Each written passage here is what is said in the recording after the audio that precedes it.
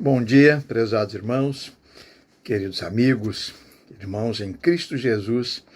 Estamos juntos mais uma vez. Sejam bem-vindos ao nosso Momento Sublime. Que Deus possa abençoar grandemente a sua vida hoje, ok? Hoje eu quero falar sobre uma passagem bíblica que nos exorta a orar pelos nossos inimigos. E eu sempre tive muita dificuldade para entender este ensinamento. Entretanto, as duras penas eu tive que praticar, eu tive que aprender, porque senão eu não receberia as bênçãos que Deus promete derramar sobre aqueles que seguem as orientações de Jesus Cristo, não é verdade? Então, ainda que você não concorde, nós precisamos crer e obedecer, sem questionar. E lá, na palavra de Deus, na carta aos Romanos, capítulo 12, versículo 14, peçam que Deus abençoe os que perseguem vocês. Sim, peçam que Ele abençoe e não que amaldiçoe. O apóstolo Paulo, com certeza, transmitido o ensinamento de Jesus Cristo, que havia ensinado isso já de antemão. Então, agora o apóstolo Paulo está passando para aquela igreja, para as pessoas que ele conhecia, para as pessoas que ele gostaria que fossem abençoadas por Deus, tá? Então, ele ensina, né? Então, orem para Deus abençoar os que perseguem vocês. Aí ele reforça, orem para abençoar, não para amaldiçoar, porque ele sabia muito bem que a nossa disposição é pedir, Senhor, pesa a tua mão sobre os meus inimigos, né? Faça justiça. E ele sabia, ele se conhecia, e todos nós sabemos do que ele está falando. Então a recomendação bíblica é: devemos orar até por aqueles que nos perseguem. Devemos orar pelos nossos inimigos. Eu escrevi uma frase sobre esse assunto no rodapé de uma das páginas do livro Momento Sublime, que é a seguinte: se você for capaz de orar pelos seus inimigos, você será capaz de recebê-los como irmãos, quando eles se converterem, né? Então, se você for capaz de orar pelos inimigos, quando essas pessoas se converterem, você será capaz de recebê-los como irmão. Mas se você não for capaz de administrar isso, se você não seguir o ensinamento de Jesus a respeito desta orientação, né, se o seu inimigo, né, ouvir o evangelho e se converter lá na sua igreja, por certo, você vai querer que ele vá para outra igreja, né? Não haverá em você boa vontade para receber, tá, como irmão. Então nós precisamos colocar em prática o ensinamento de Jesus. Tá? Eu sou capaz de dizer que quem ora pelos inimigos consegue bênçãos, recebe bênçãos extraordinárias da parte de Deus.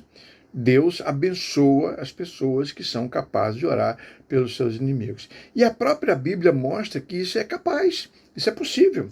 Isso é possível, né? Nós temos o exemplo de Jesus Cristo, né, quando estava lá na cruz, sendo, né, maltratado e prestes a morrer, ele pede ao Pai para perdoar os pecados deles, para não imputar a eles aquele pecado, porque eles não sabem o que fazem, eles não sabem o que estão fazendo.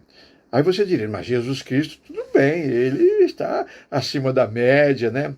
Ele é o todo amor, ele é o misericordioso. Então, não, a Bíblia mostra que os seres humanos também, os servos de Deus, também são capazes de perdoar os seus inimigos. No caso de Estevão, está lá no livro de Atos dos Apóstolos, quando Estevão também estava à beira da morte, ele orou e pediu a Deus para perdoar o pecado daquelas pessoas. Então, é possível, sim, eu e você perdoarmos os nossos ofensores, os nossos inimigos, né? Porque nós também somos falhos, tá? Eu pastoreei numa cidade e certa vez uma irmã se separou do marido e ele era muito violento, um camarada muito bravo, contra a igreja, contra ela ir para a igreja, e ela era membro da igreja. E houve um momento lá que eles brigaram e houve uma ameaça de morte, e ela acabou se separando dele. Se separou, saiu de casa, e ela dizia que os móveis da casa eram dela, e não tinha onde colocar esses móveis. Então, conversou comigo sobre a possibilidade de colocar os móveis provisoriamente numa sala vazia que nós tínhamos lá no fundo da igreja. Eu disse que poderia sim, não tinha dificuldade. Eles foram lá e pegaram os móveis e guardaram lá. Um certo dia, passou algum tempo, o zelador foi lá na minha casa e disse: olha, pastor, o marido da fulana de tal, da irmã fulana de tal, está lá na igreja com um caminhão e com carregadores e pegando os móveis dela, que estão lá guardados. E eu prontamente saí do meu escritório, que tinha em casa, fui para a igreja. Quando cheguei lá, os homens carregando os móveis e colocando num caminhão. E eu cheguei e disse: o que vocês estão fazendo? Aí os carregadores: não, nós estamos aí, estamos fazendo um frete aí para o moço aí e tal. E eu fui lá e falei: o que você está fazendo? Disse: não, os móveis são meus. Não, mas isso você tem que resolver com ela, não é comigo. Enquanto esses móveis estiverem aqui nas dependências da igreja, eles são sob minha responsabilidade. Você não vai levar esses móveis. Eu vou sim, quero ver quem vai me impedir. E eu disse: então tudo bem, eu vou na delegacia dar parte. Quando eu falei que ia na delegacia dar parte, o motorista e os ajudantes entraram no baú, pegaram os móveis que eles tinham colocado lá e voltaram e devolveram lá na sala e entraram no caminhão e foram embora, largaram ele sozinho lá. Ele ficou muito bravo. Aí agora ele era meu inimigo. O problema dele não era mais com a esposa, agora o problema dele era comigo.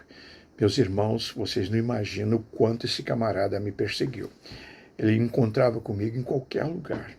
Ele me ameaçava, falava alto, fazia escândalo, e eu não tinha como me livrar daquela situação, né?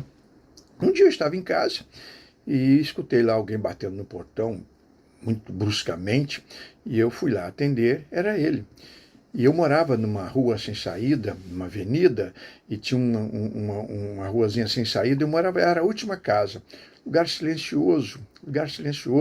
E ele encontrou a minha casa, e ali eu era presa fácil. Se ele quisesse fazer uma covardia comigo ali, ninguém ia ver. E a minha família, as minhas filhas ali dentro de casa. E quando eu cheguei lá no portão, e eu, né, já armado para mandar ele embora, para ameaçar telefonar para a polícia e tal. Mas quando eu fui caminhando para ele e olhando para ele com aqueles olhos esbugalhados e nervoso e gesticulando muito, eu decidi não usar o mesmo argumento. Então eu cheguei: pois não. Ele falou assim, ele começou a gritar, falei assim: não, vamos fazer o seguinte, não dá para a gente conversar assim, você do lado de fora, eu aqui do lado de dentro, eu vou abrir o portão e convidei-o a entrar. Convidei-o a entrar, tinha uma garagem logo na frente assim, e peguei uma cadeira, coloquei lá, peguei uma cadeira para mim, sentei do lado, e falei assim: vamos conversar. E aí ele foi se acalmando, ele estava preparado para brigar comigo. E aí ele foi se acalmando, e eu fui conversando com ele, dialogando, mostrando os prós e os contras, dizendo: rapaz, assim nós não vamos resolver nada, eu gostaria que você deixasse a gente resolver isso, eu vou conversar com a esposa e vou orar por vocês, para que Deus esteja orientando vocês. E ele aceitou, eu orei.